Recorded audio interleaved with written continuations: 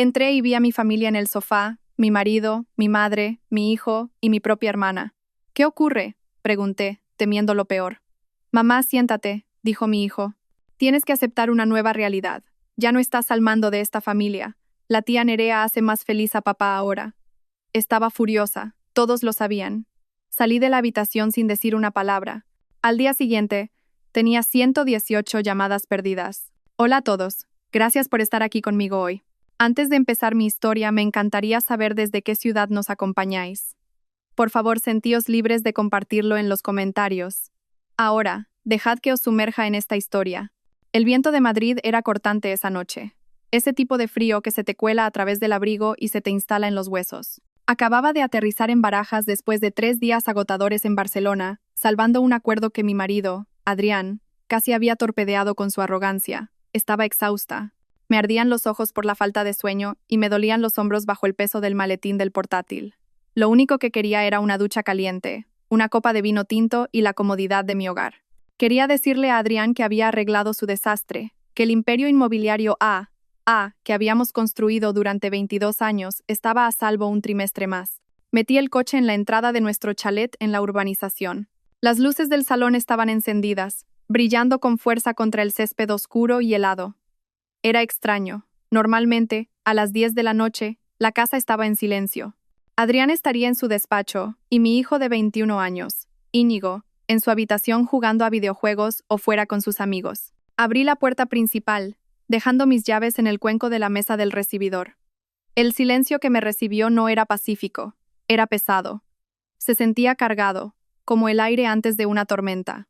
Hola, dije en voz alta, colgando mi abrigo. Adrián, Íñigo, estoy aquí. Alba. La voz de mi madre flotó desde el salón. Se me encogió el estómago. Mi madre Pilar vivía a 40 minutos. ¿Qué hacía aquí un martes por la noche? Un pánico repentino se apoderó de mí. ¿Le había pasado algo a mi hermana Nerea? ¿Estaba alguien enfermo? Entré corriendo en el salón, con el corazón martilleando contra mis costillas. Pero no era una emergencia médica, era un tribunal.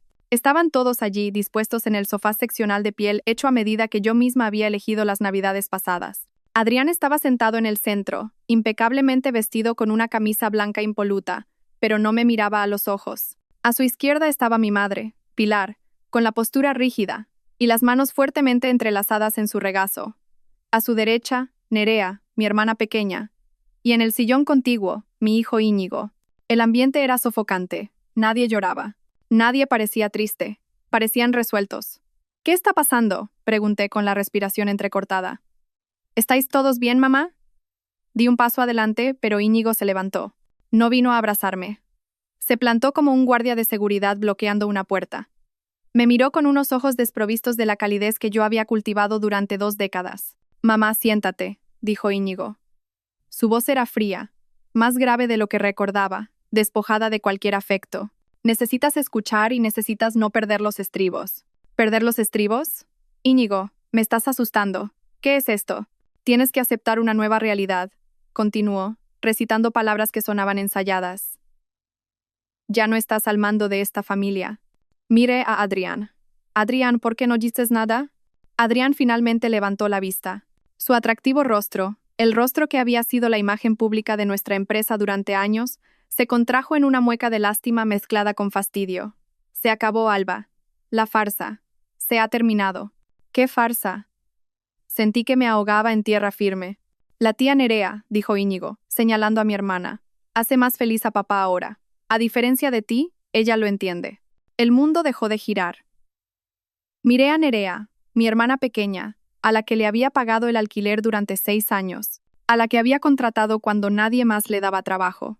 Estaba sentada con las piernas cruzadas, llevando una blusa de seda que se parecía sospechosamente a una que faltaba en mi armario. Y entonces lo vi. La mano de Adrián descansaba de forma casual, posesiva, sobre la rodilla de Nerea. No queríamos que te enteraras por un extraño, intervino mi madre Pilar. Su voz no era de disculpa, era un sermón. Queríamos hacer esto como una familia. Alba, tienes que ser realista. Llevas años casada con tu trabajo. Adrián es un hombre con necesidades. Necesita una esposa que esté presente, no una socia de negocios que duerme con su portátil. Mamá, susurré, la traición cortando más profundo que cualquier cuchillo. Tú lo sabías, estás aprobando esto. Estoy apoyando la felicidad, dijo Pilar levantando la barbilla con desafío. Nerea y Adrián comparten una conexión. Se quieren, Alba, no es algo que planearan.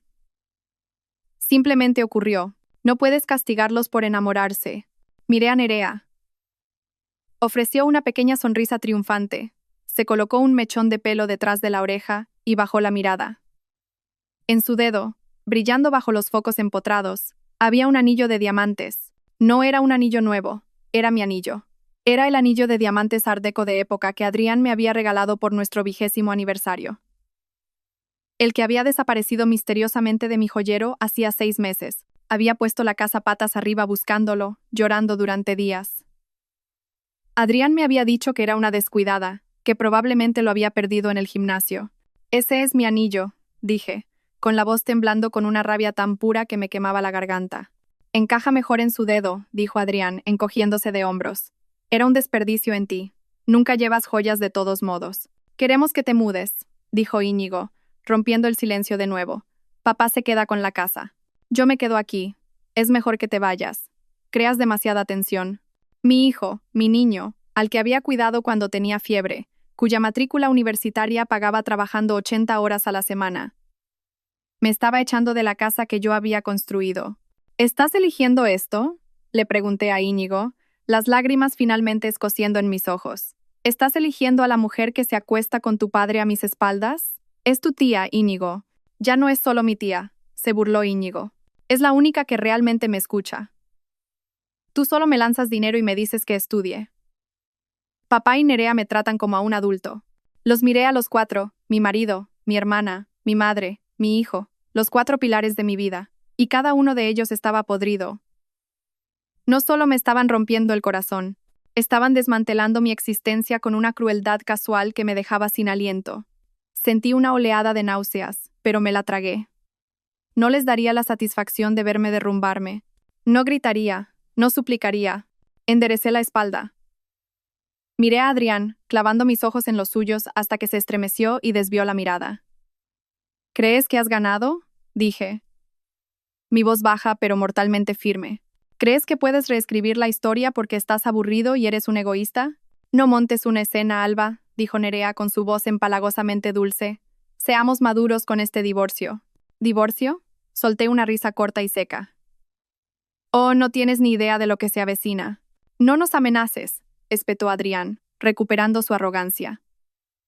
Ya he hablado con los abogados. Estás fuera. Las capitulaciones matrimoniales, los estatutos de la empresa, lo tengo todo cubierto. Sal por esa puerta, Alba. Si te quedas, haré que seguridad te saque de mi propiedad. ¿Tu propiedad? Miré a mi alrededor. Yo elegí cada azulejo de esta casa. Pagué cada ladrillo y... Ahora estás allanando la propiedad, dijo Íñigo. Eso fue todo. La ruptura final. Miré a mi hijo por última vez, memorizando el rostro del extraño en el que se había convertido. De acuerdo, dije. Me di la vuelta. No me quité el abrigo. No recogí mis llaves del cuenco. Tenía mi juego de repuesto en el bolsillo. Caminé hacia la puerta. ¿A dónde vas?, gritó Pilar, con una repentina ansiedad en su voz. Alba, tenemos que discutir el acuerdo. Adrián tiene una oferta generosa si firmas esta noche. No respondí. Abrí la pesada puerta de roble y salí a la gélida noche madrileña. El viento me golpeó la cara, secando las lágrimas antes de que pudieran caer. Me subí a mi coche, el motor cobrando vida en el silencio de la entrada. Mientras daba marcha atrás, los vi a través de la ventana. Ya estaban sirviendo cava. Estaban celebrando mi eliminación. Conduje hacia la oscuridad, mis manos aferrando el volante con tanta fuerza que mis nudillos se pusieron blancos. No sabía a dónde iba, pero sabía una cosa con certeza. La Alba que ellos conocían, la felpudo, la proveedora, la solucionadora, había muerto en ese salón. Y la mujer que se alejaba conduciendo era alguien de quien deberían tener mucho, mucho miedo. Si estás escuchando esto y estás tan furioso como yo en ese momento, por favor dale al botón de me gusta y comenta con el número 1 abajo. Hazme saber que estás conmigo. Vuestro apoyo me dice que no estoy sola en esta lucha. Comenta 1 ahora porque, creedme, lo que hicieron después hace que esta traición parezca un simple calentamiento. Conduje durante 1 hora, las luces de la ciudad de Madrid difuminándose en estelas rojas y doradas a través de mi parabrisas. Mi mente era una tormenta caótica de imágenes. La sonrisita de Nerea, el anillo en su dedo, la fría mirada de Íñigo. Pero bajo el shock, un instinto primario se estaba activando. Supervivencia. Necesitaba gasolina. La luz de la reserva parpadeaba desde que salí del aeropuerto, pero había estado demasiado ansiosa por llegar a casa como para parar. Ahora, en un tramo desolado de la autopista, me detuve en una gasolinera 24 horas. Me temblaban las manos al salir al frío cortante. Introduje mi tarjeta de crédito, la platino vinculada a nuestra cuenta conjunta, la que usaba para todo, desde la compra del supermercado hasta las cenas de negocios, en el surtidor. Procesando, la pantalla parpadeó en rojo. Denegada, pase por caja. Fruncí el ceño. Era imposible. El límite de crédito de esa tarjeta era de 50.000 euros, y yo había pagado la factura íntegra hacía 3 días. Lo intenté de nuevo. Denegada. Un hoyo frío se formó en mi estómago, más pesado que la traición que acababa de presenciar.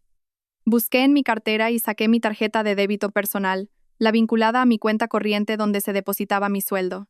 Entré en la estación. El dependiente, un adolescente aburrido con auriculares alrededor del cuello, ni siquiera levantó la vista mientras yo ponía una botella de agua y un paquete de chicles en el mostrador. No pasa, masculló, haciendo una pompa con el chicle. Inténtalo otra vez, dije con la voz tensa. Hay dinero ahí. Suspiró y la pasó de nuevo. Denegada, señora. Fondos insuficientes o tarjeta bloqueada. ¿Tiene efectivo?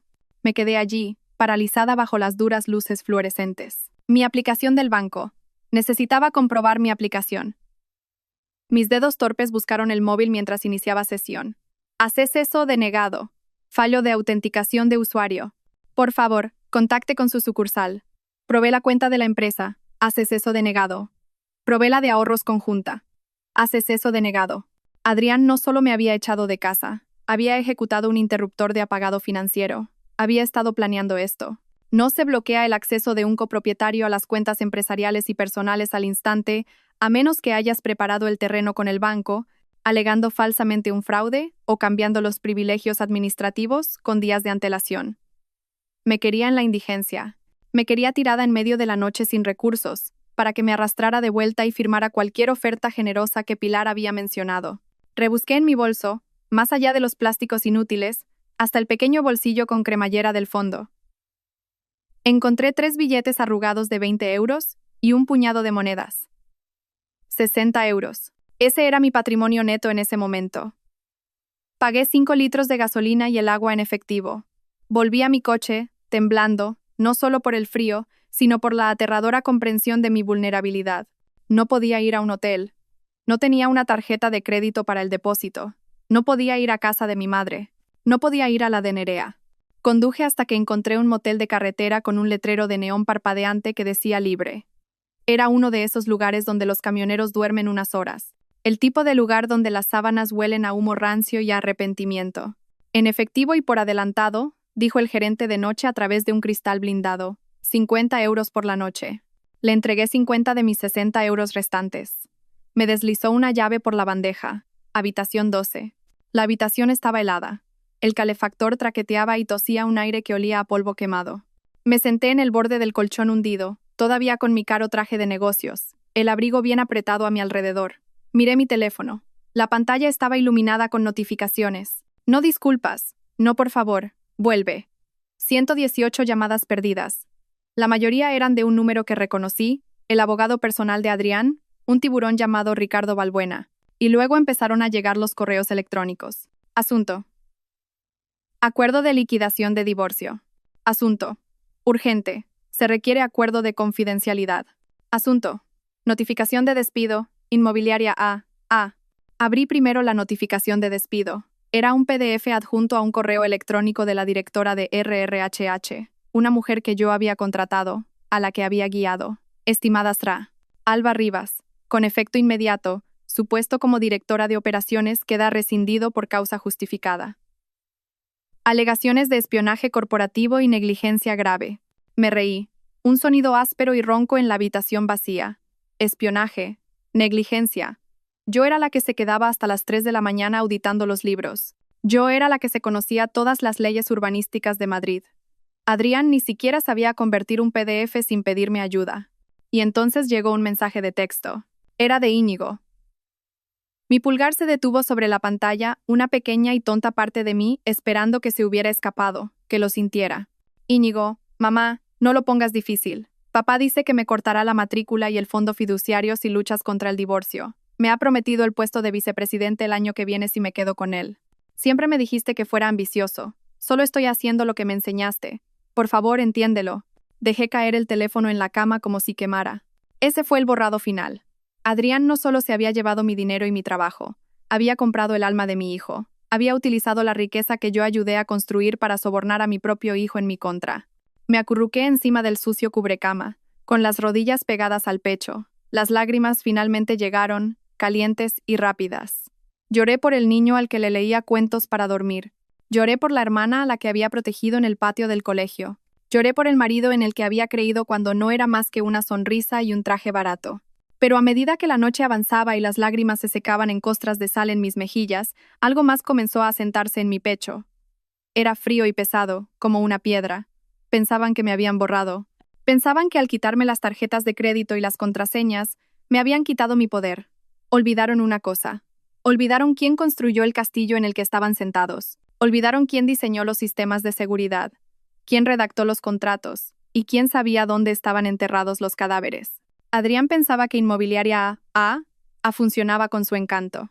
Estaba a punto de aprender que funcionaba con mi cerebro. Y aunque él podría haber robado las llaves de la puerta principal, había olvidado que el arquitecto siempre deja una puerta trasera. Me quedé mirando la mancha de humedad en el techo, esperando que saliera el sol. Ya no era Alba la esposa. Ya no era Alba la madre. Era Alba la arquitecta. Y estaba a punto de derribar toda la casa. Dormir fue imposible en esa habitación de motel. El ruido del tráfico de la autopista era un zumbido constante, pero era el ruido en mi cabeza lo que me mantenía despierta. Recuerdos, afilados y dentados, se repetían en bucle. Para entender por qué estaba tumbada en un colchón sucio con 10 euros en el bolsillo, tenía que retroceder. Tenía que mirar los cimientos de mi vida y darme cuenta de que habían estado agrietados desde el principio. Crecí en un pequeño pueblo de Castilla-La Mancha, la mayor de 2 hijas. Mi padre murió cuando yo tenía 7 años, dejando a mi madre Pilar criándonos sola. Su muerte rompió algo en ella. O tal vez solo reveló quién era realmente. Era una mujer que necesitaba ser adorada, ser el centro de atención, y proyectaba esa necesidad en sus hijas, o más bien en una de ellas. Nerea nació hermosa. Incluso de bebé, tenía rizos de pelo dorado y grandes ojos azules como platos que hacían que los extraños se detuvieran en la calle. Yo era sencilla, pelo castaño, ojos serios, robusta. Yo era la responsable. Nerea era la princesa. Recuerdo el día que cumplí 18 años. Acababa de recibir mi carta de aceptación en ICADE en Madrid con una beca parcial. Era mi billete de salida. Había tenido 3 trabajos a tiempo parcial durante el instituto dando clases particulares, de camarera, colocando libros en la biblioteca para ahorrar para el resto de la matrícula. Entré corriendo en la cocina agitando la carta. «Mamá, me han admitido». Pilar estaba en la mesa pintándole las uñas a Nerea. Nerea tenía 12 años entonces, ya exigente y petulante. «Qué bien, Alba», dijo mamá sin levantar la vista. «Pero baja la voz, a Nerea le duele la cabeza». «Pero mamá, es ICADE. Es la carrera de empresariales». Pilar suspiró, finalmente mirándome. Sus ojos no estaban llenos de orgullo. Eran calculadores. «Alba, cariño, tenemos que hablar de ese dinero que has ahorrado. Mi fondo para la universidad». Bueno, a Nerea la han ojeado. Hay un congreso de modelos en Marbella el mes que viene. Podría ser su gran oportunidad, pero las tasas, el viaje, las fotos del portfolio, es caro. Se me cayó el alma a los pies. «Mamá, ese es el dinero de mi matrícula. Me lo he ganado». «Eres tan egoísta, Alba», intervino Nerea soplando sus uñas mojadas. «¿No quieres que sea famosa? Cuando sea rica, te compraré un coche». «Alba», dijo mamá, su voz adoptando ese tono, el que mezclaba culpa con una orden. «Tú eres la fuerte, eres lista. Siempre puedes encontrar una manera. Puedes trabajar otro año a hacer clases nocturnas, pero Nerea, ella es delicada. Este es su sueño. No querrás aplastar el sueño de tu hermana, ¿verdad? Las familias se sacrifican unas por otras». Les di el dinero. Por supuesto que lo hice. Había sido condicionada durante 18 años a creer que mi valor residía únicamente en lo que podía proporcionarles. Yo era el chivo expiatorio, la mula, la solucionadora. Nerea era la niña de sus ojos, la estrella, la que merecía brillar. Nerea fue a Marbella. No la ficharon. Se gastó el dinero en ropa y parques temáticos. Yo pasé el siguiente año trabajando turnos dobles en un restaurante para recuperar el dinero. Empecé la universidad un año tarde, agotada pero decidida. Esa dinámica nunca cambió, simplemente evolucionó. Cuando me gradué como la primera de mi promoción, mamá no vino a la ceremonia porque Nerea tenía una ansiedad severa por una ruptura con un novio de 2 semanas. Crucé el escenario sola. Cuando conseguí mi primer gran ascenso en una firma financiera, mamá dijo: «Eso es genial, cariño. Oye, ¿puedes prestarle a Nerea 2.000 euros? Su casero está siendo un irrazonable». Pagué el alquiler de Nerea, pagué las reparaciones de su coche, pagué sus clases de interpretación a las que nunca asistió. Le compré a mamá un apartamento para que no tuviera que preocuparse por las escaleras. Pensé que estaba comprando su amor. Pensé que si daba lo suficiente, trabajaba lo suficiente, solucionaba suficientes problemas, finalmente me mirarían como miraban a Nerea. Pensé que un día mamá me miraría a la cara y diría: «Estoy tan orgullosa de ti, Alba, eres mi alegría». Pero yo nunca fui su alegría. Yo era su factura de la luz. Era su red de seguridad. Y entonces conocí a Adrián. Era encantador, ambicioso y parecía verme a mí. Me dijo que era brillante. Me dijo que era hermosa. No me di cuenta entonces de que tenía la misma mirada calculadora en sus ojos que mi madre. No vio a un alma gemela. Vio a un huésped. Vio a una mujer que estaba entrenada para darlo todo y no pedir nada a cambio. Encajó perfectamente en el espacio vacío de mi corazón que mi madre y mi hermana habían vaciado. Me casé con él pensando que estaba construyendo una nueva familia, una familia mejor. Tumbada en la oscura habitación del motel, la revelación me golpeó con la fuerza de un golpe físico. No había escapado de mi dinámica familiar al casarme con Adrián, la había recreado. Adrián era el niño de sus ojos, exigiendo adoración y recursos. Yo seguía siendo el chivo expiatorio, trabajando en la sombra para mantener las luces encendidas. Y Nerea era simplemente la conclusión inevitable. Los dos parásitos de mi vida finalmente se habían encontrado. «Tú eres la fuerte, Alba». La voz de mi madre resonaba en mi memoria. Bueno, tenía razón en una cosa. Yo era fuerte. Lo suficientemente fuerte como para cargarlos durante 40 años. Y ahora que Dios los ayudara, era lo suficientemente fuerte como para dejarlos caer. Me senté en la cama, los muelles de metal chirriando. No iba a llorar más. La tristeza se había ido, reemplazada por una claridad fría y clínica. Querían a la delicada Nerea. Querían al soñador Adrián. Bien, podían tenerse el uno al otro, pero no podían tener mi dinero. No podían tener mi empresa. Cogí el maletín de mi portátil. Era hora de dejar de ser la hija que se sacrifica. Era hora de ser la CEO que liquida los activos tóxicos. El sol de la mañana se filtraba a través de las sucias cortinas de la habitación del motel, proyectando largas y polvorientas sombras por el suelo. Abrí mi portátil. Afortunadamente, tenía un punto de acceso Wi-Fi portátil en mi bolso, una costumbre de años de viajar por trabajo. Adrián no podía cortar un dispositivo que no sabía que existía. No entré en las cuentas bancarias todavía. Sabía que esas puertas estaban cerradas a cal y canto. En su lugar, abrí un archivo llamado Archivo 1. Para entender cómo iba a destruir a Adrián, hay que entender cómo lo construí yo. Conocí a Adrián hace 22 años en un evento de networking inmobiliario en el centro de Madrid. Él tenía 29 años, llevaba un traje que no le quedaba del todo bien, sostenía una copa de vino barato y acaparaba la atención de un grupo de inversores. Era eléctrico. Tenía una sonrisa que podría venderle hielo a un esquimal. Una risa que te hacía sentir la persona más divertida del mundo. Yo tenía 25 años, un analista junior en una firma de primer nivel, de pie en una esquina, agarrando mi carpeta de investigación de mercado. Lo observé trabajar en la sala. Era carismático, sí, pero podía oír lo que decía. Soltaba palabras de moda, haciendo promesas sobre rendimientos que eran matemáticamente imposibles. Me acorraló junto al buffet. «Parece que estás analizando la integridad estructural de las gambas al ajillo», bromeó. No sonreí. «Estoy analizando tu discurso a esos inversores. Estás prometiendo una rentabilidad del 15% en una propiedad en un distrito en declive. Vas a hacerles perder su dinero». Parpadeó, sorprendido. Luego se rió. «Vale, me has pillado. Soy un hombre de ideas, no de números. Necesito a alguien que entienda las cosas aburridas. Las cosas aburridas son las que te mantienen fuera de la cárcel», dije secamente. ¿Se enamoró de mí, o al menos de lo que yo podía hacer por él, en ese mismo instante? En 6 meses, estábamos casados. En un año, fundamos Inmobiliaria AA. La división del trabajo se estableció de inmediato. Adrián era la cara. Él era el consejero delegado, CEO. Tenía las reuniones con los clientes, jugaba al golf con los promotores y daba las entrevistas a los periódicos económicos. Le encantaba ser el centro de atención. Le encantaba el título. Yo era la arquitecta, era la directora de operaciones, pero en realidad era todo lo demás. Encontraba las propiedades, negociaba los préstamos, gestionaba a los contratistas. Luchaba con el ayuntamiento por los permisos de urbanismo, hacía los impuestos, las nóminas, el cumplimiento legal. Nuestro primer gran proyecto fue un desastre anunciado. Adrián había comprado un almacén en ruinas en el distrito de Tetuán, convencido de que sería la próxima gran reconversión en lofts. Pagó $500,000 de más. El contratista que contrató se fugó con el depósito. Estábamos al borde de la quiebra antes incluso de haber vendido una sola unidad. Recuerdo estar sentada en la mesa de nuestra cocina, embarazada de Íñigo, mirando los números rojos en el libro mayor. Adrián caminaba de un lado a otro, presa del pánico, sudando a través de su camisa.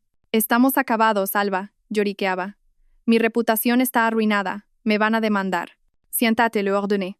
Cogí las joyas de mi abuela, la única herencia que había recibido, a salvo de mi madre y Nerea, y las vendí. Liquidé mi plan de pensiones. Renegocié los términos con el banco, presentando un plan de negocio tan detallado, tan a prueba de balas, que el director del préstamo dijo que era el mejor que había visto nunca.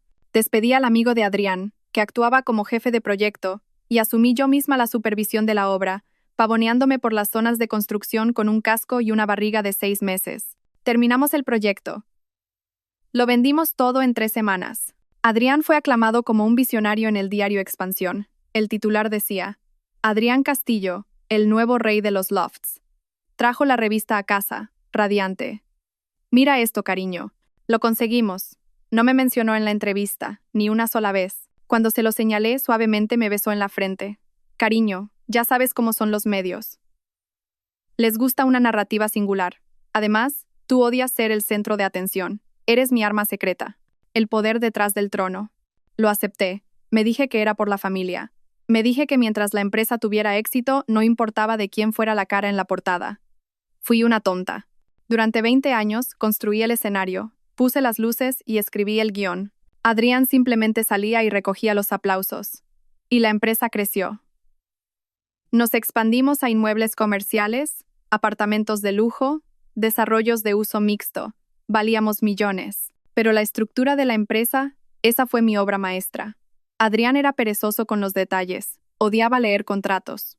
Odiaba las contraseñas. «Simplemente arréglalo, Alba», era su frase estrella. Así que yo configuré la infraestructura digital. Creé la intrincada red de sociedades limitadas para limitar la responsabilidad. Configuré las transferencias bancarias automatizadas. Y como Adrián era paranoico con que los empleados le robaran, insistió en un servidor interno localizado y altamente encriptado para nuestros datos financieros más sensibles. Quería una llave fantasma, un acceso administrativo maestro que pudiera eludir todos los demás protocolos en caso de que alguna vez nos quedáramos fuera o fuéramos rehenes de TI. «Solo tú y yo conoceremos la llave fantasma», había dicho. Pero Adrián nunca se molestó en memorizar la compleja cadena de 64 caracteres que generé. La escribió en una nota adhesiva, la guardó en el cajón de su escritorio durante una semana y luego la tiró, asumiendo que yo siempre estaría allí para teclearla por él. Tenía razón, siempre estuve allí. Hasta ayer. Ahora, sentada en el motel, miré la pantalla de inicio de sesión del servidor privado de AA. El túnel VPN era seguro. Adrián pensaba que llamando al banco y eliminándome como firmante, me había cortado el acceso. Pensaba que despidiéndome a través de RRHH, me había revocado el acceso. Se basaba en protocolos estándar. Se basaba en la puerta principal. Se olvidó de la llave fantasma. Mis dedos se cernieron sobre el teclado. Tecleé la cadena de caracteres. Era una línea de un poema que me encantaba mezclada con las coordenadas GPS del primer edificio que compramos y la fecha en que a Íñigo se le cayó su primer diente. Adrián no sabía ninguna de esas cosas. Autenticación en proceso, acceso concedido, nivel administrador. La pantalla se inundó de datos. Todo el sistema nervioso de Inmobiliaria A yacía abierto ante mí. Correos electrónicos, transferencias bancarias, registros de transferencias, documentos fiscales, historiales de chat privados. No solo estaba viendo una empresa, estaba viendo la escena del crimen de mi matrimonio. Empecé a descargar. No quería solo unos pocos archivos, lo quería todo. Cada correo electrónico que Adrián había enviado en los últimos 5 años, cada informe de gastos, cada transferencia a las Islas Caimán o a Suiza. Y fue entonces cuando lo vi. Una carpeta llamada Proyecto N. No era un proyecto de construcción. La N era de Nerea. Abrí la carpeta y se me heló la sangre. Esto no era solo una aventura. Esto era malversación a una escala masiva. Fechas, cantidades, recibos. 12 de enero. Transferencia de 50.000 euros a N. Soto Consultores, apellido de soltera de Nerea. 14 de febrero. 12.000 euros en Cartier. 1 de marzo. 4.500 euros de alquiler mensual de una suite de lujo en el Hotel Palace. Había estado manteniendo a Nerea como a una concubina con el dinero de la empresa durante 3 años. Pero era más profundo. Vi transferencias a una sociedad pantalla que no reconocí, Orion Holdings. El firmante de Orion Holdings no era Adrián, era Nerea. Y los activos que se transferían a Orión no eran solo efectivo. Eran escrituras de propiedad. Adrián estaba transfiriendo lentamente los títulos de nuestras propiedades más valiosas y libres de cargas a una empresa propiedad de mi hermana. Estaba vaciando Inmobiliaria AA, preparándose para dejarme con el cascarón vacío, mientras él y Nerea se iban con los activos. Me sentí enferma. Esto no se trataba solo de reemplazarme como esposa. Esto era un robo a gran escala. Esto era apropiación indebida. Pero mientras me desplazaba por los documentos, una fría sonrisa se dibujó en mis labios. Adrián era un actor, no un arquitecto. No entendía los papeles que firmaba. En su arrogancia y en la codicia de Nerea habían cometido errores torpes, de principiante. Habían falsificado mi firma en las transferencias de las escrituras. Podía verlo en los PDFs, un torpe copia-pega digital de mi firma de un documento diferente. Y en el acuerdo de funcionamiento de Orion Holdings, Nerea había puesto su dirección permanente. Era mi dirección, la casa que yo pagué. Los tenía cogidos, pero no podía atacar todavía. Si iba a la policía ahora, Adrián alegaría que era un error administrativo, pagaría una multa y me enterraría en litigios durante años. Él tenía el dinero para los abogados. Yo tenía 10 euros. No, necesitaba dejar que se ahorcaran solos. Necesitaba que se sintieran seguros. Necesitaba que pensaran que estaba derrotada, arruinada y escondida en un agujero. Cerré el portátil. Tenía los planos de su destrucción. Ahora solo necesitaba construir la trampa. La evidencia digital del proyecto N ardía en mi mente, obligándome a recordar exactamente cómo Nerea se había infiltrado en mi santuario. Comenzó hace 5 años, una época en la que Inmobiliaria AA estaba en auge y mi guardia estaba baja. Nerea acababa de pasar por su tercer divorcio. Su exmarido, un mecánico decente llamado David, la había dejado porque se negaba a trabajar y se gastaba su sueldo en bolsos de diseño que no podía permitirse. Apareció en mi puerta con 2 maletas y una historia lacrimógena que habría ganado un Oscar. Fue un maltratador, Alba, lloró lanzándose a mis brazos. Más tarde supe que maltratador significaba que le había cortado la tarjeta de crédito. No tengo a dónde ir. Mamá dijo que me ayudarías. Pilar me llamó 10 minutos después. Alba, tienes esa casa enorme con todas esas habitaciones de invitados vacías. Deja que tu hermana se quede unas semanas. Solo necesita recuperarse. La familia ayuda a la familia. Acepté. Siempre aceptaba. Unas semanas se convirtieron en 6 meses. Nerea se pasaba el día junto a mi piscina bebiendo mi vino y criticando a mis jardineros. Adrián, en ese momento, parecía molesto por su presencia. Es una vaga, Alba, se quejaba. Trata nuestra casa como un hotel. Yo la defendía. Está de duelo, Adrián. Dale tiempo. Luego vino la petición.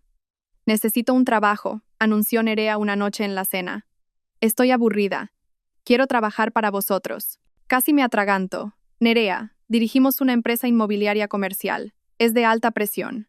¿Qué habilidades tienes para esto? Se me da bien la gente, insistió. Puedo ser, no sé, relaciones con los clientes. Puedo organizar las fiestas. Puedo hablar con los inversores. Sois tan estirados. Necesitáis a alguien divertido. No, dije. Fue una de las pocas veces que puse un límite, pero Pilar intervino. Condujo 40 minutos para tomar un café conmigo. Alba, esta es la oportunidad de Nerea para ser responsable. Si no le das un trabajo, se irá a pique. ¿La quieres viviendo en tu sofá para siempre? Dale un sueldo. Deja que se mude. Adrián cree que es una buena idea. Parpadía. Adrián, hablé con él, dijo Pilar suavemente. Cree que Nerea podría ayudar a suavizar la imagen de la empresa. Ya sabes que tú puedes ser un poco intensa, cariño. Me enfrenté a Adrián. ¿Quieres contratar a Nerea? Adrián se encogió de hombros, ajustándose la corbata. Tu madre tiene razón. Necesitamos a alguien que se encargue de lo social, las galas, los eventos benéficos. Tú odias esas cosas. Deja que lo haga ella. Págale un sueldo de asistente. Sácala de casa. Todos ganamos. Cedí. Creé un título. Directora de eventos especiales. Al principio, pareció funcionar. Nerea se mudó a un apartamento, que yo subvencioné, y organizó la fiesta de Navidad de la empresa. Fue lujosa, por encima del presupuesto, pero un éxito. Luego comenzaron los cambios sutiles. Nerea empezó a venir a la oficina todos los días, vestida no con ropa de negocios, sino con vestidos ceñidos que estaban justo al borde de lo inapropiado. Pasaba horas en el despacho de Adrián discutiendo la logística de los eventos. Yo pasaba por delante y los oía reír. Cada vez que entraba en la habitación se callaban. ¿Qué es tan gracioso?, preguntaba, sintiendo un pinchazo de inquietud. Solo una broma sobre un cliente, decía Nerea, sonriendo con esa sonrisa sacarina. No lo entenderías, Alba, es una broma interna. Empezó a unirse a nosotros en las comidas de negocios. Luego empezó a reemplazarme en ellas. Alba, quédate y termina las proyecciones trimestrales, decía Adrián. Nerea y yo llevaremos a los promotores al asador. Sabes que odias las conversaciones triviales. Y yo odiaba las conversaciones triviales. Me encantaba el trabajo, así que los dejé ir. Me quedaba en la oficina comiendo una ensalada en mi escritorio, haciendo números, asegurando que nuestros márgenes de beneficio fueran saludables, mientras mi marido y mi hermana bebían martinis y se reían a mi costa. Noté cambios en Adrián. Empezó a vestir más joven. Se compró un Porsche que no necesitaba. Empezó a quedarse hasta tarde por networking. Cuando expresé mi preocupación, Pilar me manipuló hasta el extremo. «Estás siendo paranoica, Alba», me regañó. «Deberías estar feliz de que Adrián y Nerea se lleven bien. La mayoría de los hombres odian a sus cuñadas. Es una bendición. No lo arruines con tus celos. Es impropio». Celos. Me hizo sentir como una arpía loca e insegura. Ahora, mirando la carpeta del Proyecto N en mi portátil, vi la realidad. Las cenas de networking eran citas, los viajes de negocios a Miami eran vacaciones, y los honorarios de consultoría pagados a Nerea eran en realidad su asignación por ser su amante. La serpiente no se había colado en el jardín, yo había abierto la verja, la había invitado a entrar y le había dado leche caliente. Y la peor parte, mi madre había mantenido la verja abierta. Pilar había sido la intermediaria. Había empujado a Nerea hacia Adrián, sabiendo exactamente de lo que Nerea era capaz. Quería que Nerea tuviera la vida que yo había construido, porque en su mente retorcida, Nerea merecía el reino, y yo era solo la constructora destinada a levantarlo y marcharme. Golpeé mi mano contra el barato escritorio del motel. El dolor fue reconfortante. «Vale», susurré a la habitación vacía. «¿Queréis jugar al juego divertido e irresponsable? Veamos qué tan divertido es cuando la arquitecta tira del muro de carga».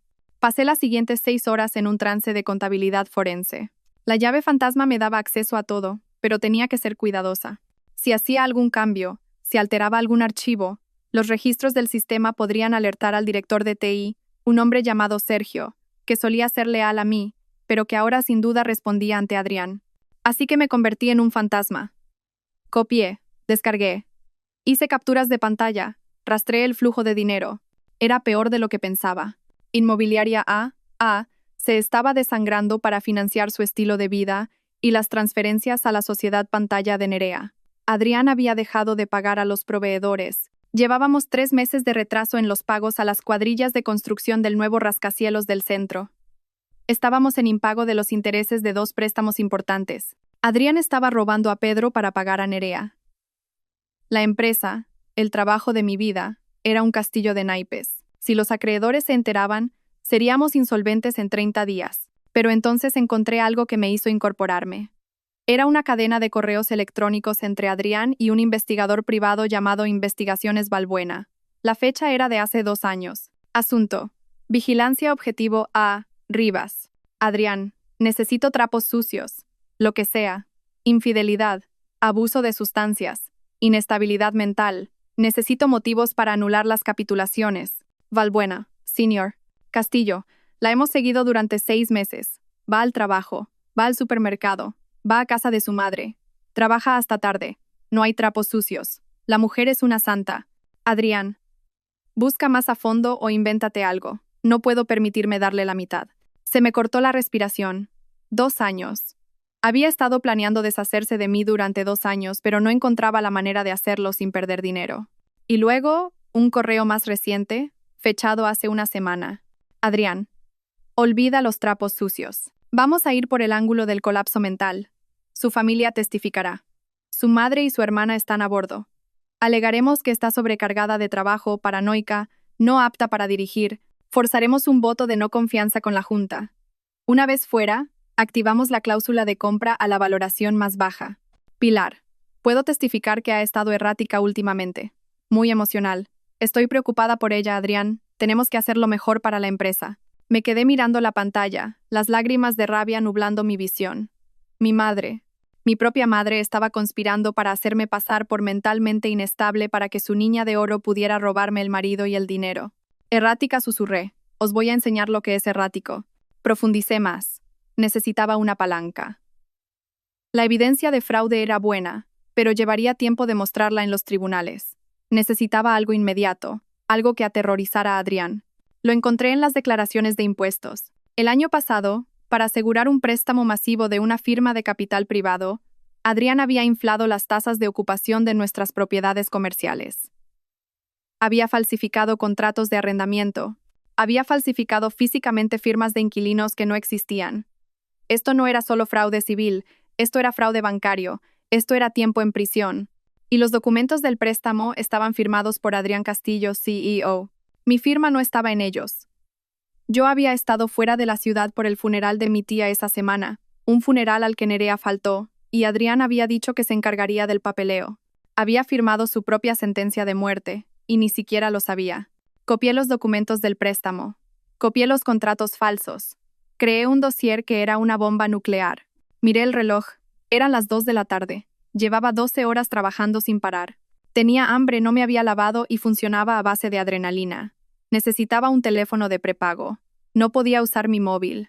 Probablemente lo estaban rastreando o consiguiendo los registros. Fui a la tienda de la esquina, comprando un teléfono barato de prepago con efectivo. De vuelta en la habitación, me senté en la cama y miré el nuevo teléfono. ¿A quién podía llamar? ¿Mis amigos? La mayoría eran amigos de pareja, compartidos con Adrián. Probablemente se pondrían del lado del encantador Adrián o se mantendrían neutrales. ¿Mi familia? Obviamente no. ¿Mis empleados?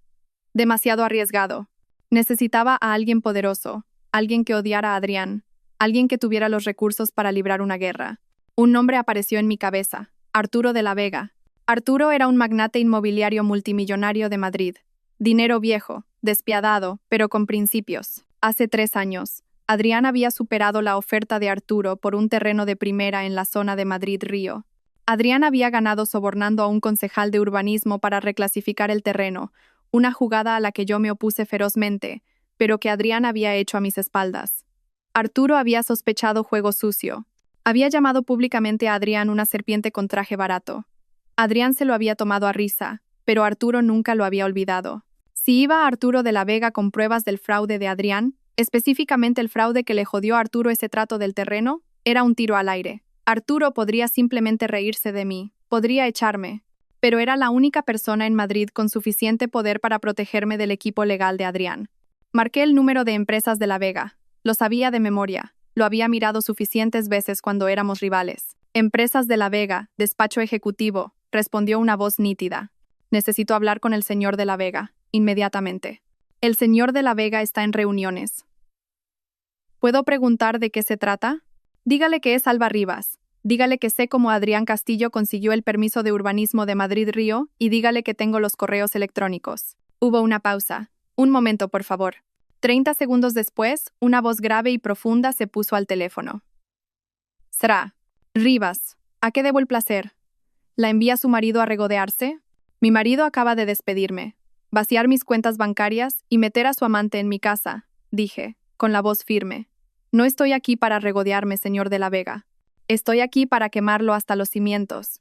Y pensé que quizás querría traer los malvaviscos. Silencio. Luego una risa grave. La escucho. Antes de ir a encontrarme con Arturo de la Vega, había una herida más que tenía que cauterizar. Un archivo que había estado evitando en la base de datos de el fondo fiduciario de Íñigo. Íñigo era mi punto débil, mi talón de Aquiles. Lo había protegido del narcisismo de Adrián toda su vida. Cuando Adrián olvidaba el cumpleaños de Íñigo, yo compraba el regalo y firmaba con el nombre de Adrián. Cuando Adrián se perdía los partidos de fútbol de Íñigo, yo le decía a Íñigo que papá estaba trabajando duro por nuestro futuro. Lo había criado para que creyera que su padre era un héroe. encubriendo la realidad de que su padre era un egoísta negligente. Ahora me daba cuenta de que ese fue mi mayor error. Había protegido a Íñigo de la verdad y, al hacerlo, había permitido que Adrián comprara su lealtad con mentiras. Abrí los documentos del fondo fiduciario. Adrián había modificado los términos recientemente. Originalmente, el fondo debía pagarse a los 25 años, condicionado a la graduación universitaria. Los nuevos términos fechados hace 2 semanas. Desembolso inmediato de 200.000 euros en efectivo. Transferencia del título de un Porsche 911 de 2023. Y la correspondencia adjunta. Íñigo, papá, mamá se va a poner como loca si dejo la carrera el próximo semestre. Adrián, mamá no va a estar al mando mucho más tiempo, Iñi. Te trata como a un niño. Yo te trato como a un hombre. ¿Quieres el coche? ¿Quieres el dinero? Solo tienes que apoyarme cuando llegue el momento. Tienes que decirles a los abogados que mamá ha estado actuando de forma extraña, que está inestable. Íñigo, bueno, sí ha estado algo estresada últimamente. Adrián, exacto. Lo está perdiendo. Tenemos que proteger la empresa. Si te quedas conmigo, te haré vicepresidente de adquisiciones el año que viene, sin necesidad de título. Puedes aprender sobre la marcha como yo. Íñigo, EVP, ¿en serio? Vale, estoy dentro. ¿Qué tengo que hacer? Leí las palabras y mi corazón no solo se rompió, se hizo añicos. ¿Vicepresidente de adquisiciones? Íñigo estaba suspendiendo introducción a la economía. Pasaba los fines de semana jugando a videojuegos y durmiendo hasta el mediodía. No estaba cualificado para dirigir un puesto de limonada, y mucho menos un departamento en una firma multimillonaria. Adrián lo estaba preparando para el fracaso, acariciando su ego para usarlo como un peón contra mí. Y Íñigo, mi dulce niño, había vendido a su madre por un Porsche y un título que no se había ganado. Recordé el texto que me envió anoche. Papá dice que me cortará la matrícula. No estaba preocupado por la matrícula, estaba preocupado por el dinero fácil. Saqué el extracto de la tarjeta de crédito de Íñigo. La que yo pagaba. Tienda de licores, discoteca, apuestas online, discoteca, club de striptease. Estaba en una espiral descendente, y en lugar de educarlo, Adrián estaba financiando esa espiral para comprar un aliado. Cogí mi teléfono de prepago. Dudé. Era mi hijo. Pero el chico que se sentó en ese sofá y me dijo que aceptara la realidad no era el chico que yo crié. Era una creación de su padre. Si continuaba amortiguando su caída, lo perdería para siempre en el mundo de corrupción y superficialidad de Adrián. La única forma de salvarlo de verdad, era dejar que se estrellara. Redacté un texto. No lo envié todavía, solo lo escribí, mirando el cursor. Íñigo, he visto los correos, he visto el coche, elegiste el camino fácil. Pero el camino fácil es una trampa. Cuando tu padre termine de usarte, te desechará igual que a mí. Te quiero lo suficiente como para dejar que aprendas esto por las malas. Buena suerte, señor vicepresidente. Guardé el borrador. Me sequé los ojos. Navegué hasta el sistema de nóminas. Eliminé a Íñigo de la nómina de becario en la que había estado durante 3 años a pesar de no haber pisado la oficina. No podía tocar el fondo fiduciario. Adrián lo controlaba ahora, pero podía tocar el seguro de salud. Íñigo estaba en mi póliza, la póliza que yo pagaba personalmente. Eliminar dependiente. Íñigo Castillo. Motivo. Ya no es estudiante a tiempo completo. Era mezquino, era pequeño. Pero era la primera vez en 21 años que no le arreglaba algo. Mi teléfono vibró. Era la dirección para la reunión con Arturo de la Vega. En 1 hora, en el Real Casino de Madrid, sala de la biblioteca. Ven sola. Cerré el portátil, fui al baño y me eché agua fría en la cara. Intenté arreglarme el pelo. Mi traje estaba arrugado, pero lo sacudí. Me puse una capa de pintalabios, mi armadura. Me miré en el espejo. La mujer que me devolvía la mirada parecía cansada. Sí, pero parecía peligrosa. Parecía una madre que había perdido a sus cachorros y no tenía nada que perder. ¿Quieres inestabilidad, Adrián?, le dije a mi reflejo. Te voy a enseñar lo que es un terremoto. Entré en el Real Casino de Madrid, llevando el mismo traje arrugado con el que había huido de mi casa, cargando un maletín de portátil que contenía suficientes pruebas para enviar a mi marido a la cárcel. El portero me miró con escepticismo. Este lugar olía a dinero viejo, a puros y a caoba, un mundo que Arturo de la Vega gobernaba. Lo encontré en la sala de la biblioteca, sentado en un sillón de cuero leyendo el Financial Times. Tenía 65 años, pelo plateado y ojos como sílex pulido. No se levantó cuando me acerqué. Sra Rivas dijo doblando su periódico. Tiene un aspecto terrible. Me siento terrible, admití, hundiéndome en el sillón de enfrente. pero mi cerebro funciona perfectamente. Mencionó el trato de Madrid-Río, dijo Arturo yendo al grano. Dijo que tenía pruebas. Abrí mi portátil. No perdí el tiempo con formalidades. Saqué el dossier que había compilado en la habitación del motel. Giré la pantalla hacia él. Hace 3 años, Adrián le superó en la oferta por el terreno de Madrid-Río. Usted sospechaba que sobornó al concejal de urbanismo, Francisco Herrero. Tenía razón. Arturo se inclinó hacia adelante, entrecerrando los ojos. Aquí está la transferencia bancaria, dije, señalando la pantalla. 50.000 euros a una sociedad pantalla llamada Herrero Consultores. Y aquí están los correos electrónicos entre Adrián y Herrero discutiendo la tasa de recalificación acelerada. Adrián fue descuidado. Usó su correo personal para el contacto inicial. Arturo escaneó los documentos. Su expresión no cambió, pero el aire a su alrededor pareció volverse más frío. ¿Por qué me enseña esto ahora? Usted era la directora de operaciones. Se benefició de este trato. No lo sabía, dije, con la voz firme. Adrián llevaba una contabilidad paralela. La encontré anoche después de que me echara de mi casa, congelara mis cuentas y metiera a mi hermana en mi cama. Los labios de Arturo se movieron, un destello de sorpresa cruzando su rostro. ¿Su hermana? Y mi madre los está animando, añadí, una risa amarga escapándose de mis labios. Es una reunión familiar en toda regla, y yo soy la única no invitada. Verá, señor. De la Vega, no he venido aquí a cotillear. He venido a hacer un trato. Adrián está tratando de destruirme. Ha falsificado mi firma en préstamos fraudulentos. Está malversando fondos de la empresa. Va a dejar Inmobiliaria A como un cráter humeante.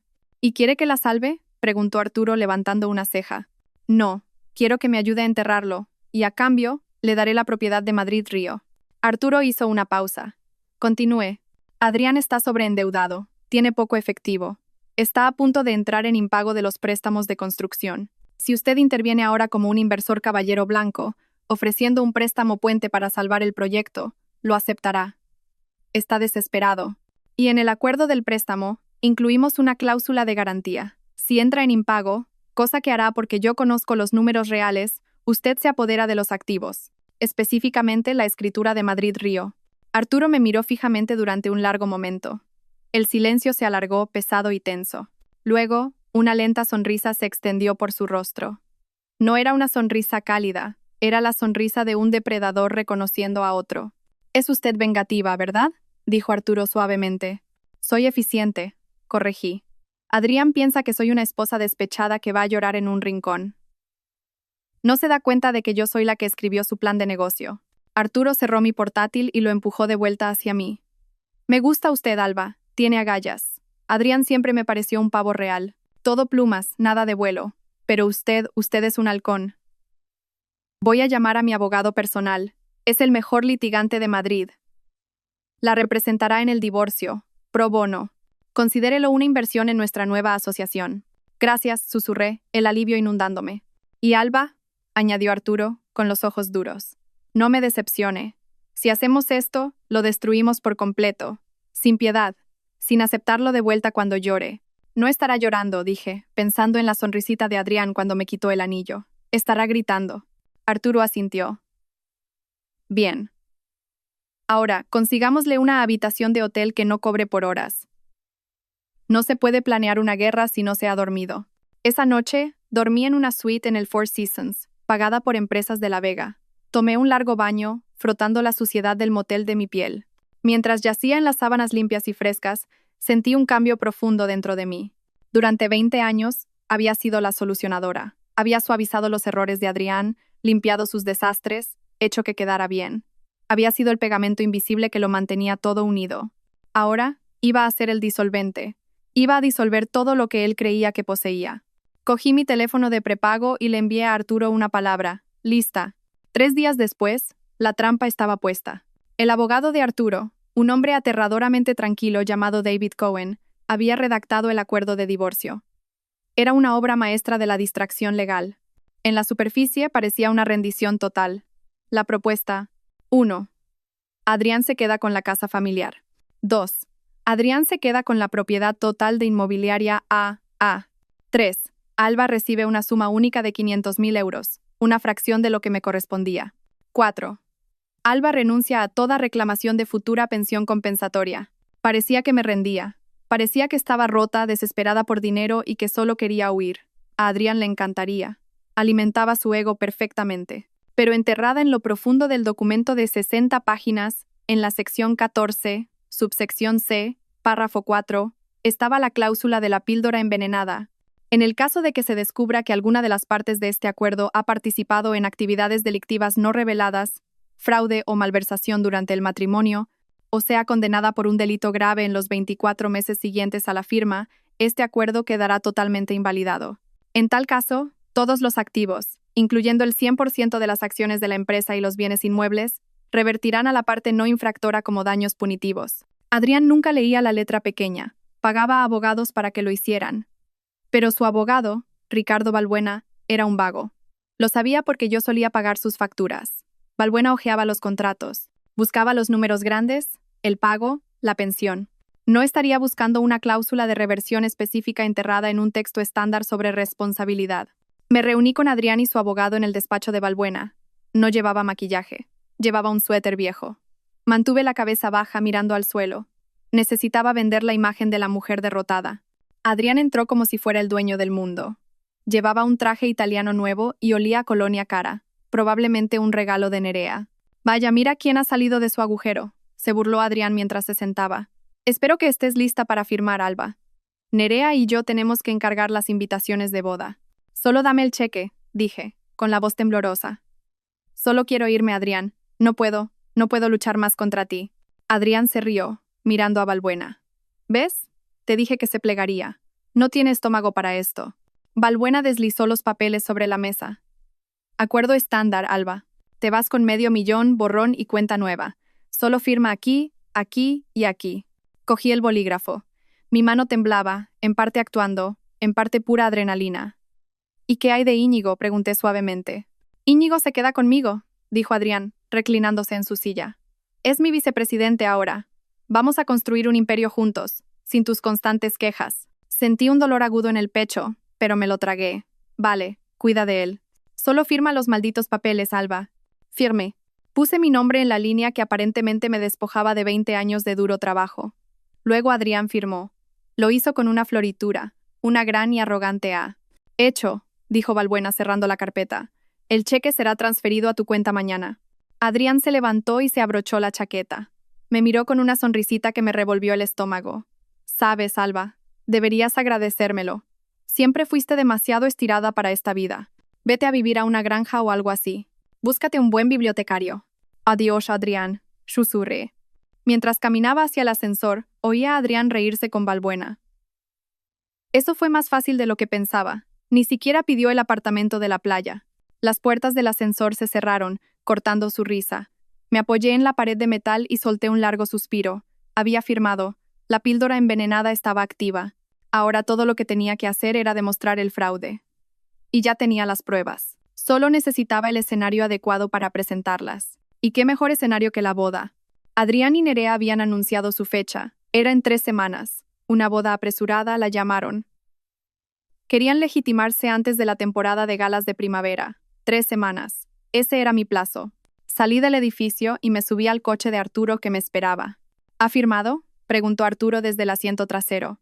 Ha firmado, dije, una sonrisa genuina finalmente abriéndose paso. Cree que ha comprado mi silencio por $500,000. Acaba de firmar la entrega de toda su vida. Arturo me sirvió una copa de agua con gas. Por la arquitecta. Por la demolición, respondí. Las siguientes 3 semanas fueron un estudio de masoquismo. Tuve que permanecer invisible mientras Adrián y Nerea paseaban su victoria por todo Madrid.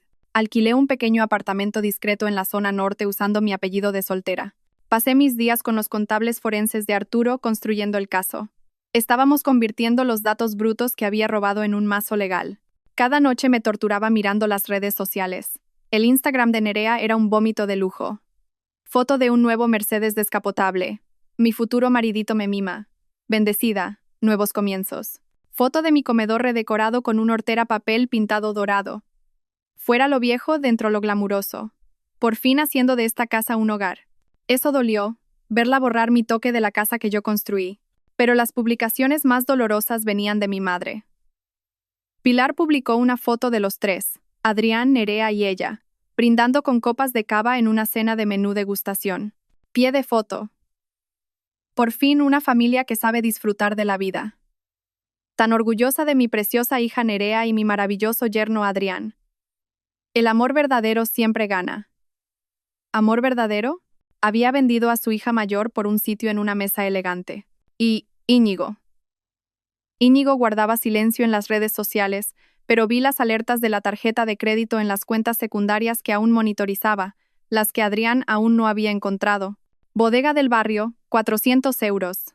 Discoteca Inferno, 1.200 euros. Fianza judicial, 500 euros. Mi hijo estaba en caída libre. Adrián no lo estaba educando, lo estaba consintiendo. Quería correr a salvarlo, pero Arturo me detuvo.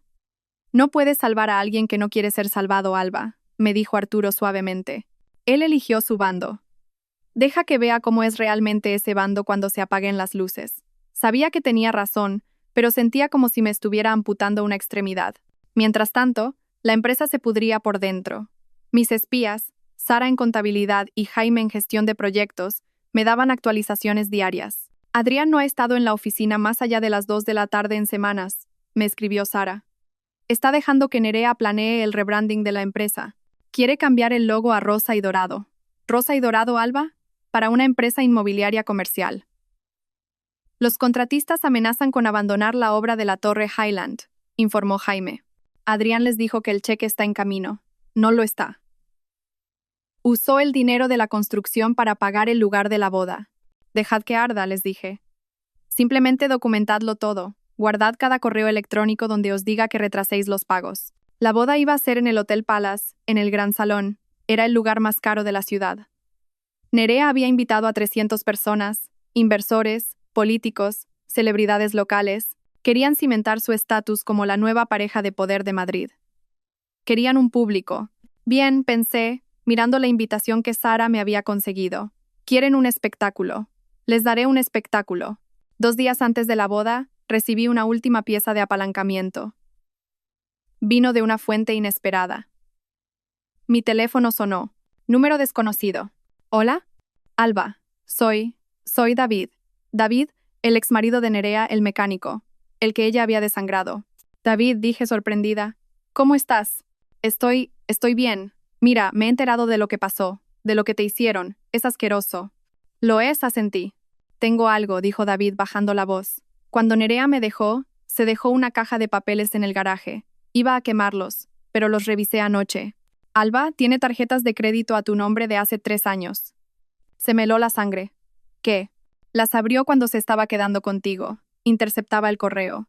Las dejó al límite y luego escondió los extractos. Pero encontré las cartas de las agencias de cobro, y encontré una carta de Adrián. ¿De Adrián? Sí, pagó una de las tarjetas. La carta dice: he cubierto esta, N, pero tienes que tener más cuidado. Si Alba ve esto en su informe de crédito, estamos muertos los dos. Sigue con el plan. 2 años más y nos lo llevamos todo. 2 años más, la línea de tiempo encajaba perfectamente. Adrián había estado conspirando con mi hermana para robar mi identidad y mi dinero mientras yo le daba de comer y le daba un trabajo. David, dije, con la voz temblorosa. ¿Puedes traerme esa caja? Estoy en camino, dijo. Cuando David me entregó esa caja, sentí que la última pieza del puzzle encajaba. Esto no era solo fraude, esto era una conspiración. Depredadora, calculada y malvada. Miré la carta escrita a mano por Adrián. 2 años más y nos lo llevamos todo. Guardé la carta en mi caja fuerte. Gracias, David, dije.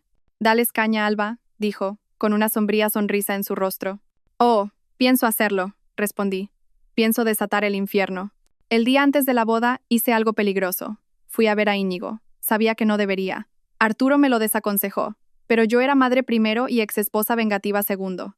Necesitaba darle una última oportunidad para abandonar el barco que se hundía. Esperé fuera de su nuevo ático, el que Adrián había comprado con fondos de la empresa. A las 11 de la mañana, Íñigo salió tambaleándose, con aspecto de resaca. Llevaba gafas de sol de diseño y una sudadera que costaba más que mi primer coche. Íñigo, lo llamé. Saltó girándose. Cuando me vio, su rostro se endureció. «Mamá, ¿qué haces aquí? ¿Ahora me acosas?» «No te acoso. Intento salvarte». «No necesito que me salven», escupió, caminando hacia su Porsche. «Me va genial.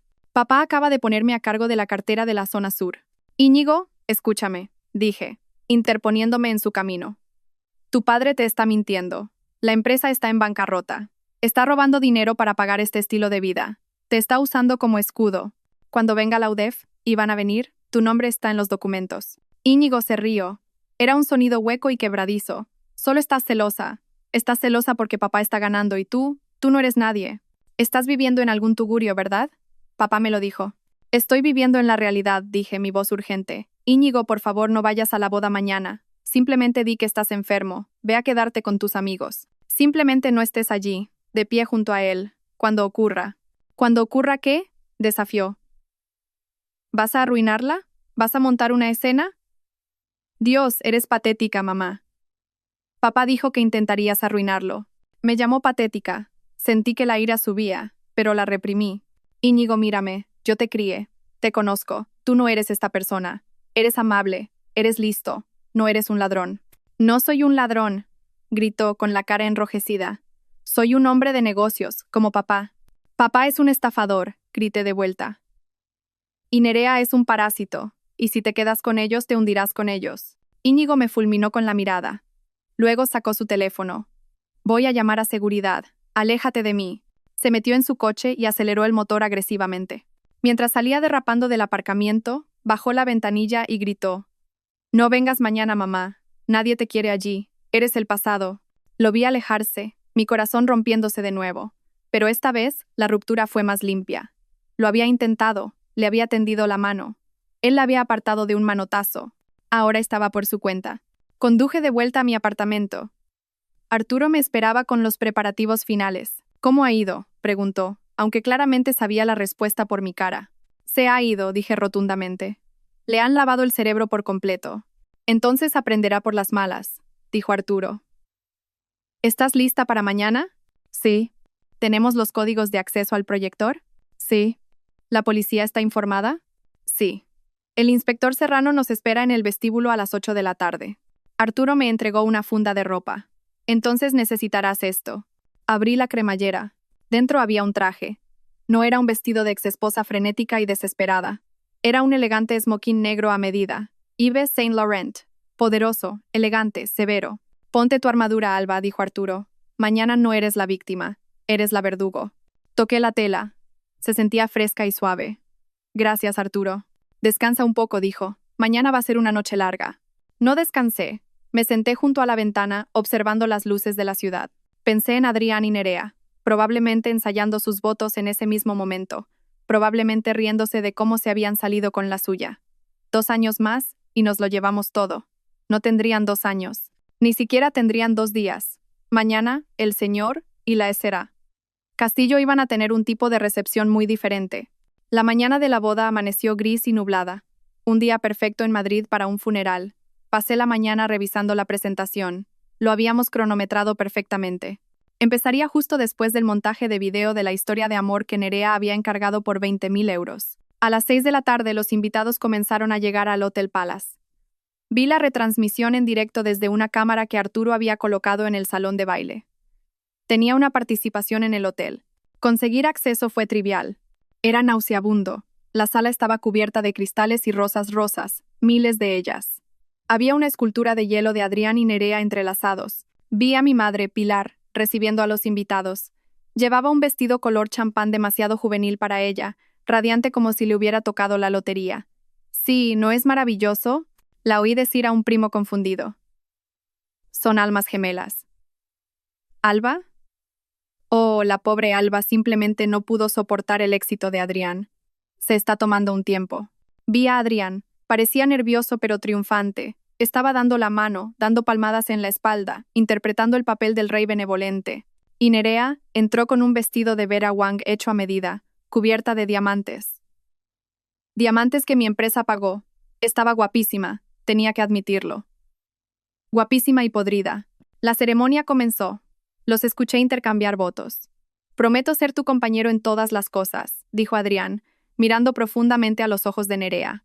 Prometo apoyar tus sueños y pasar mi vida haciéndote feliz, arrulló Nerea. Yo estaba sentada en la suite del hotel de arriba, bebiendo un café solo. Mentiras, susurré. Cada palabra es una mentira. ¿Estamos listos?, preguntó Arturo mirando su reloj. La señal está en directo, confirmó el técnico. En cuanto dé la orden, secuestramos la emisión. Todavía no, dije. Espera los brindis. Espera hasta que todos estén sentados y mirando las pantallas. La recepción comenzó. El cava fluía. Adrián se levantó para dar un discurso. Quiero agradecer a todos por estar aquí, tronó, sosteniendo la mano de Nerea. Este ha sido un largo viaje. Un viaje para encontrar la verdadera felicidad. A veces tienes que tomar decisiones difíciles para encontrar tu verdadero destino. La multitud aplaudió cortésmente, aunque vi algunas miradas incómodas. Todos conocían el escándalo. Simplemente no les importaba mientras la barra libre fuera de primera. Y a mi nueva esposa, Nerea, continuó Adrián. Eres mi musa, mi roca, mi todo. Mi teléfono vibró. Era la señal. Ahora, dije. Abajo, en el salón de baile, las luces se atenuaron para el montaje de vídeo. Una música sentimental comenzó a sonar. Fotos de Adrián y Nerea en yates, en París, en la playa, aparecieron en las enormes pantallas detrás de la mesa principal. La multitud suspiró. Me levanté y me alicé la chaqueta del smoking. Salí de la suite y me dirigí al ascensor. Hora del espectáculo, dijo Arturo caminando a mi lado. Dentro del ascensor vi cómo los números descendían. 10, 9, 8... Mi corazón ya no latía deprisa. Latía lento y pesado, como un tambor de guerra. Las puertas del ascensor se abrieron en el nivel del vestíbulo. El inspector Serrano y 2 agentes uniformados esperaban. «Sra. Rivas», preguntó el inspector. «Sí, tenemos la orden. Estamos listos cuando usted lo esté». «Denme 5 minutos», dije. «Quiero que lo vean antes de que les pongan las esposas». «Entendido». Caminé hacia las puertas del salón de baile. Los guardias de seguridad contratados por Adrián para mantenerme fuera dieron un paso adelante. «Señora, este es un evento privado». Arturo de la Vega salió de detrás de mí. «Y yo soy el dueño del edificio. Apártense o mañana buscarán trabajo». Los guardias dudaron, reconocieron a Arturo e inmediatamente retrocedieron. Empujé las puertas dobles. Dentro, la música acababa de alcanzar un crescendo. El video en la pantalla mostraba a Adrián y Nerea besándose frente a la Torre Eiffel. Y entonces la pantalla parpadeó. La música se cortó con un chirrido. La sala se quedó en silencio. En las enormes pantallas, la imagen romántica se desvaneció. En su lugar apareció una austera hoja de cálculo, números rojos, y luego un documento, un extracto de tarjeta de crédito. Nombre, Nerea Soto. Dirección, Calle del Roble, 124 Mi Casa. Compra, anillo de diamantes Cartier, 25.000 euros. Pagado por cuenta corporativa de A. Un murmullo recorrió a la multitud. «¿Qué es eso?», chilló Nerea, poniéndose de pie. «Adrián, arréglalo». «Cortad la emisión», gritó Adrián a la cabina de audiovisuales. «Apagad eso». Pero el técnico en la cabina era nuestro. No lo apagó. Subió el volumen. Y entonces mi voz, pregrabada, retumbó por los altavoces. «Hola, Adrián. Hola, Nerea.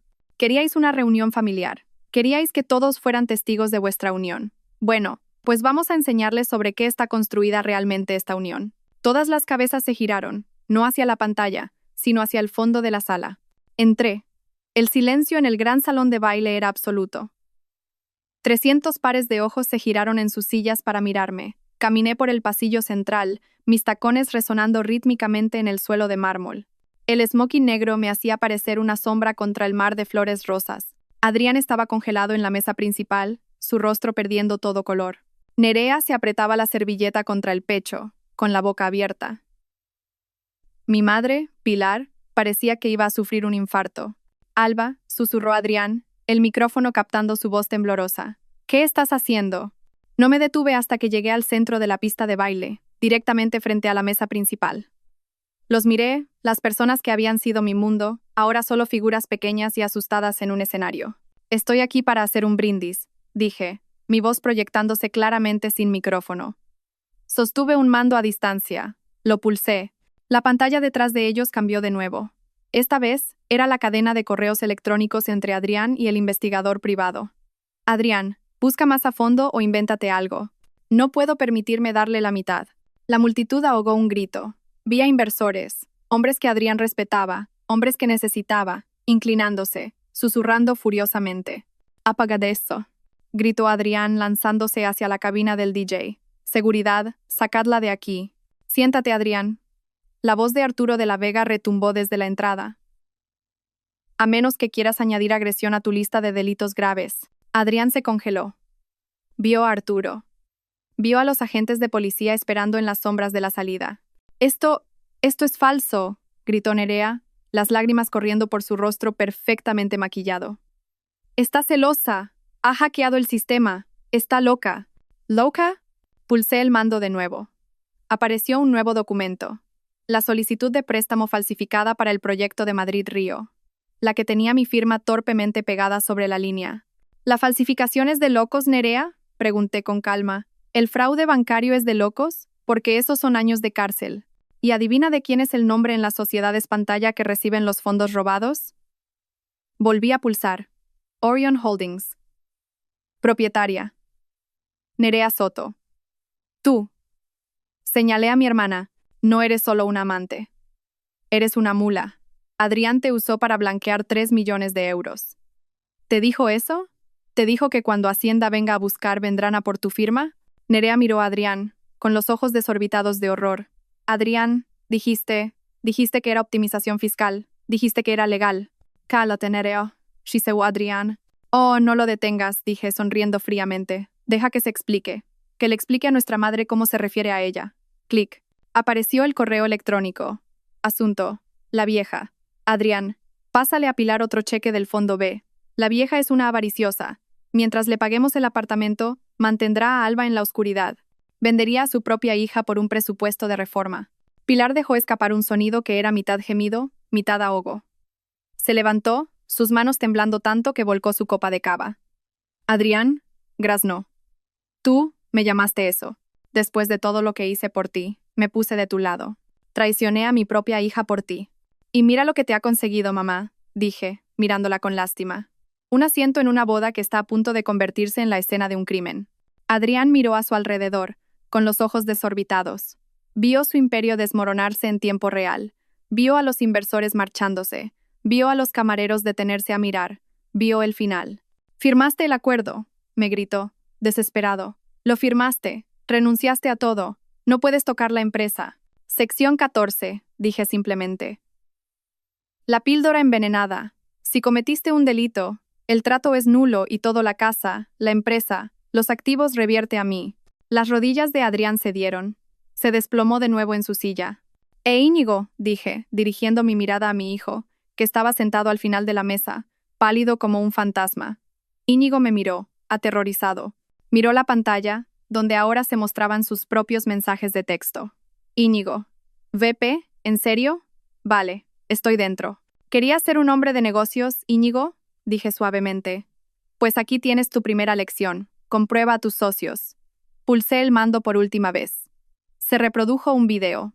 Era una grabación de vigilancia del aparcamiento de la empresa. Mostraba a Adrián discutiendo con Nerea hacía 2 días. Adrián, en el video. Una vez que consigamos el dinero de la Vega, nos deshacemos del crío. Íñigo es un lastre. Le dejamos la deuda fiscal y nos mudamos a Mónaco. Es demasiado estúpido para darse cuenta. El salón de baile quedó en silencio sepulcral. Íñigo se levantó lentamente. Miró a su padre. La adoración de héroe en sus ojos había desaparecido, reemplazada por una demoledora comprensión. «Papá», susurró Íñigo. «Tú ibas a abandonarme». Adrián tartamudeó. «Íñi no. Solo estaba estresado. Está fuera de contexto». «Me llamaste estúpido», dijo Íñigo con la voz quebrada. «Dijiste que era un lastre». «Íñigo, siéntate», ordenó Adrián, tratando de recuperar el control. «No la escuches». Íñigo no se sentó. Cogió su copa de cava y se la tiró a Adrián a la cara. «Te odio», gritó Íñigo. «Te odio». El caos estalló. Pilar sollozaba. Nerea hiperventilaba. Adrián se limpiaba el cava de la cara, pareciendo una rata ahogada. Bajé el mando a distancia. La presentación había terminado. Asentí al inspector Serrano. La policía entró en la sala. Los invitados se apartaron como el mar rojo. «Adrián Castillo», anunció el inspector. «Queda detenido por fraude bancario, malversación y falsificación documental. Nerea Soto. Queda detenida por conspiración y blanqueo de capitales». «No», chilló Nerea mientras el agente le agarraba las muñecas. «Yo no sabía. Solo soy la novia. Él me obligó». «Cuénteselo al juez», dijo el agente, cerrando las esposas. Adrián no gritó. Solo me miró fijamente. Mientras lo esposaban, me miró a los ojos. Lo has arruinado todo, escupió. Amargada, vengativa de mierda. Me acerqué a él. Me puse tan cerca que pude oler su miedo.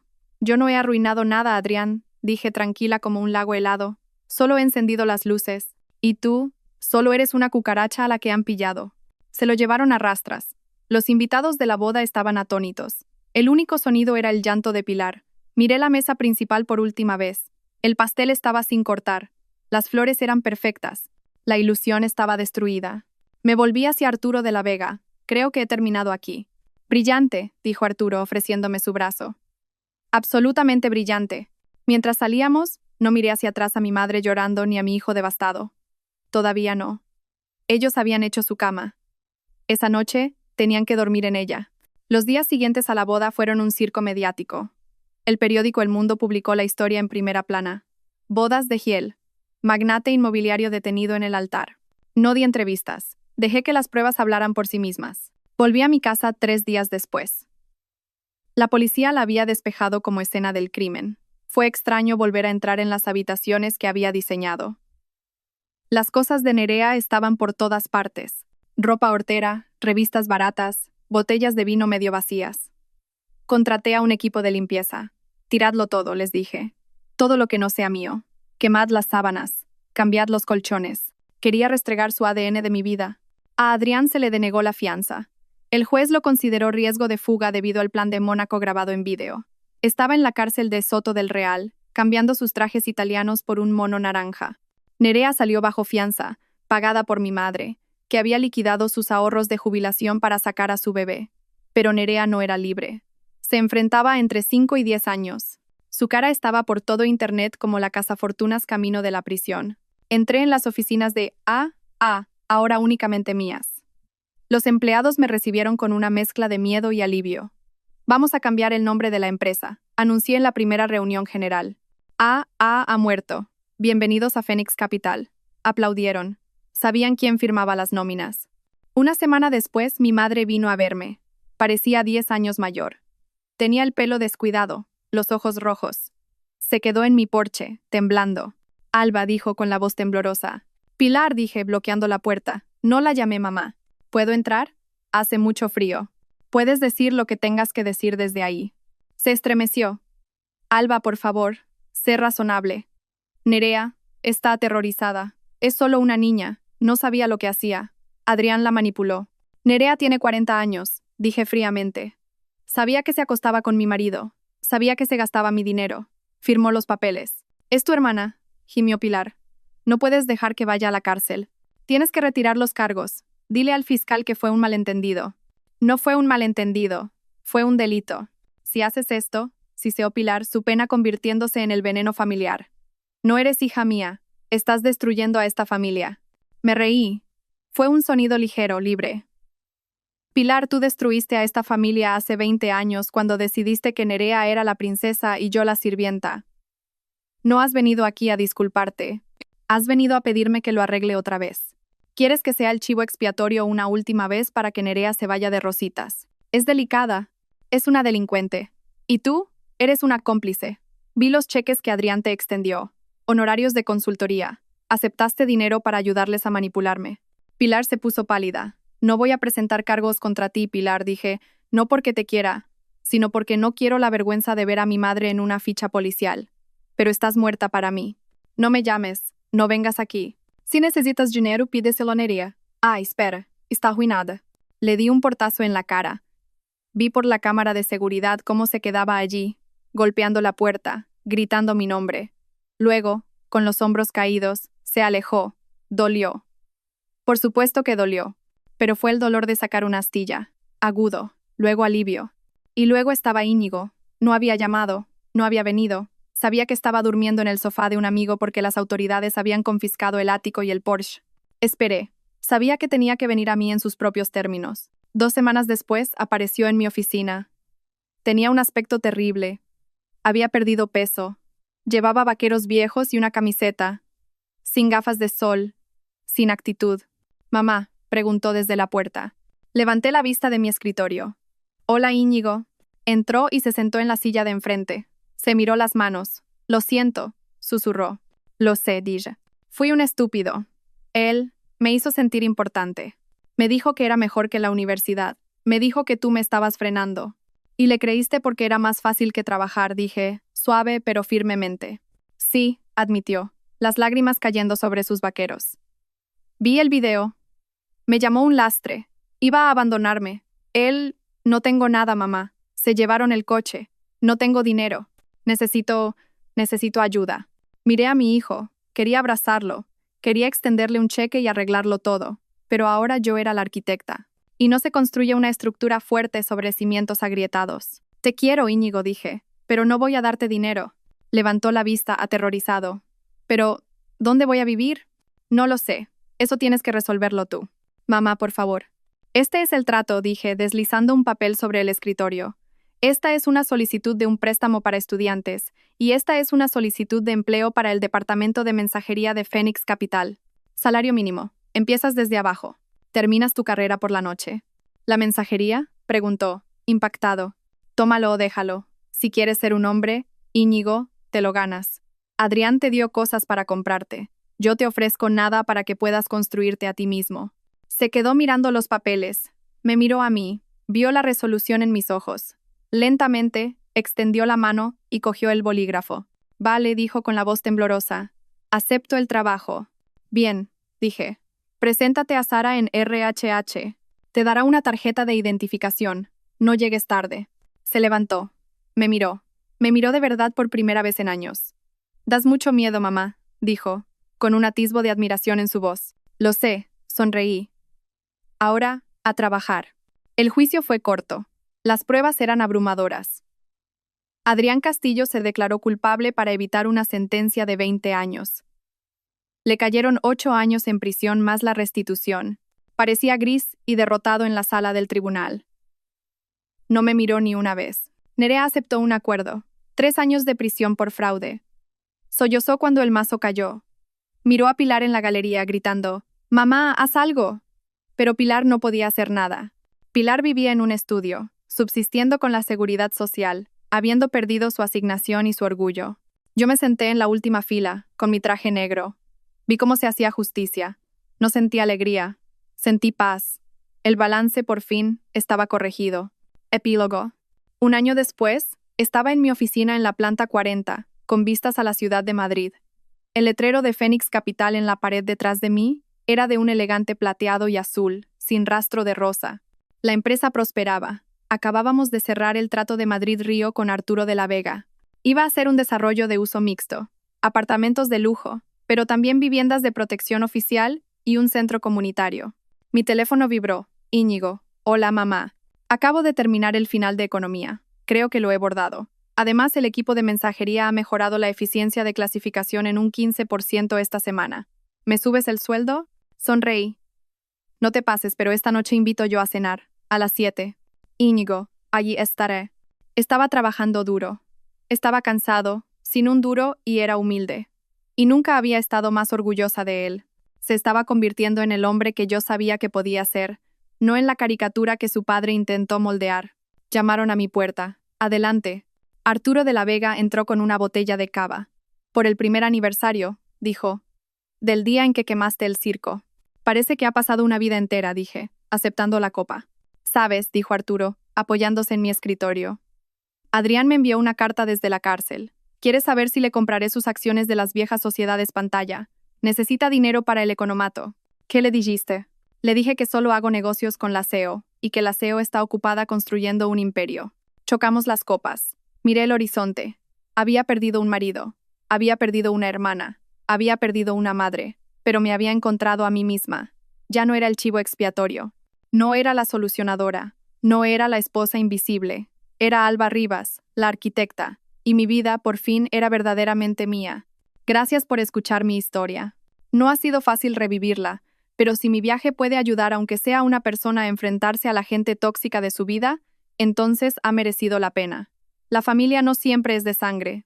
La familia son las personas que te respetan, que te valoran y que están a tu lado cuando llega la tormenta. Si te aferras a alguien solo porque es familia pero te está haciendo daño, déjalo ir. Eres lo suficientemente fuerte como para construir algo nuevo.